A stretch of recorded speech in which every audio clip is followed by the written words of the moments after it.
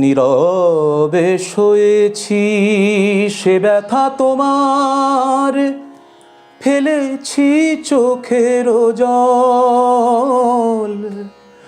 মুখ ফুটে তবু বলিনি কখনো, করলে কেন এ ছল তুমি, করলে কেন এ ছল।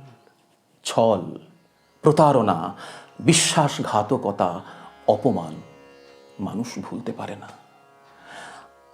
আপনার জীবনে কি কখনো এরকম হয়েছে? এগুলো আমাদের জীবনে খুব স্বাভাবিক ঘটনা, তাই স্বাভাবিকভাবেই নিতে হবে। এমন কি কখনো হয়েছে যে ভরা সভায় পরিবার পরিজন সবার মাঝে আপনাকে খুব তীব্রভাবে শব্দ দিয়ে আঘাত করেছে, কেউ অপমান করেছে?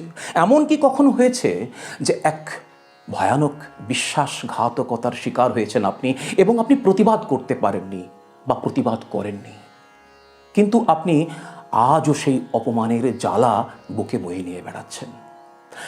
আমরা প্রতিবাদ কেন করতে পারিনি, প্রতিবাদ করব কিভাবে, এ নিয়েই আলোচনা আজকের ভিডিওতে। নমস্কার, আমি পুরুষোত্তম, দর্শনে শান্তিতে সকলকে স্বাগতম। দেখুন, ছোট থেকে আমরা শিখে এসেছি যে অন্যায়ের প্রতিবাদ করতে হয়। ঠিকই, অন্যায়ের প্রতিবাদ করতেই হবে, কিন্তু প্রতিবাদের ধরন আছে। প্রতিবাদ মূলত দুভাবে হয়। এক প্রতিবাদ হচ্ছে শব্দ দিয়ে, চিৎকার দিয়ে, অর্থাৎ সরবতা দিয়ে প্রতিবাদ। যে চিৎকার করে আমাকে এমন কোনো কথা বলল যাতে আমি আহত হলাম, আর আমিও প্রতি চিৎকার দিয়ে তার প্রতিবাদ করলাম, এ হলো সরব প্রতিবাদ। এই সরব প্রতিবাদ হয়তো কোনো কোনো সামাজিক ক্ষেত্রে বা জীবনের বিভিন্ন ক্ষেত্রে হলে হতে পারে, কিন্তু সম্পর্কের ক্ষেত্রে, অর্থাৎ আপনার ঘনিষ্ঠ সম্পর্কের ক্ষেত্র থেকে, আপনার প্রিয়জনের দিক থেকে যখন কোনো বিশ্বাসঘাতকতা আসে, আপনি অপমানিত হন আর আপনি এই সরব প্রতিবাদ করেন, তখন কিন্তু আপনি নিজের কাছে নিজে ছোট হয়ে যান, আমি নিজের কাছে নিজে ছোট হয়ে যাই। কিন্তু দ্বিতীয় প্রতিবাদটি হচ্ছে নীরব প্রতিবাদ, অর্থাৎ শব্দ দিয়ে নয়, নীরবতা দিয়ে। নীরব প্রতিবাদ হলো সব থেকে শক্তিশালী প্রতিবাদ, সব থেকে বড় প্রতিবাদ। নীরবতা হলো সবচেয়ে বড় সরবতা। দেখুন, চিৎকারে কি হয়, আবেগ জিতে যায়, আর নীরবতায় কি হয়, চরিত্র জিতে যায়। সরবতা মানে, অর্থাৎ চিৎকার মানে, এটি ক্ষণস্থায়ী, আর নীরবতা মানে হলো একটি দীর্ঘস্থায়ী। এবং নীরবতা মানে হলো, নীরবতা দিয়ে প্রতিবাদ মানে হলো ওই দাবানলের মতো, অর্থাৎ সে একেবারে আস্তে আস্তে চারিদিক আগুনে দগ্ধ করে দেয়। অর্থাৎ যে আপনাকে কটু কথা বলল, আপনাকে আঘাত করলো, আপনাকে অপমান করলো, কোনো কথা না বলে শুধু চোখের দৃষ্টি দিয়ে, শীতলতা দিয়ে তার চোখের সামনে একটি আয়না ধরিয়ে দেওয়া, ওই দাবানলের মতো সে নিজেই পড়বে।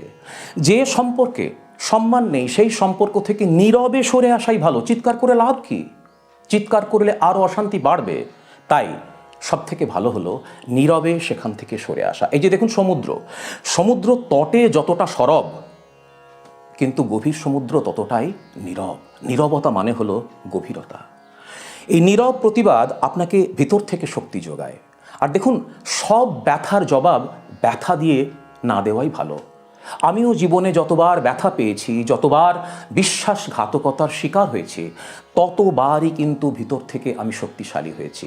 তাই আমার মনে হয় সব ব্যথা আপনাকে ভাঙে না, কিছু ব্যথা আপনাকে গড়ে, ভিতর থেকে শক্তিশালী করে। তাই কিছু ব্যথা প্রয়োজন, কিছু ব্যথা আপনাকে ভিতর থেকে চেনায়। তাই সরবতা দিয়ে নয়, চিৎকার দিয়ে নয়, নীরবতা দিয়ে প্রতিবাদ। অর্থাৎ যেটা বলতে চাইছি,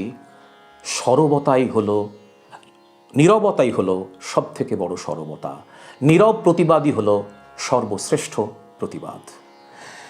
আজকের আলোচনা এ পর্যন্তই। দেখা হচ্ছে পরের ভিডিওতে। ভালো থাকুন সকলে। নমস্কার।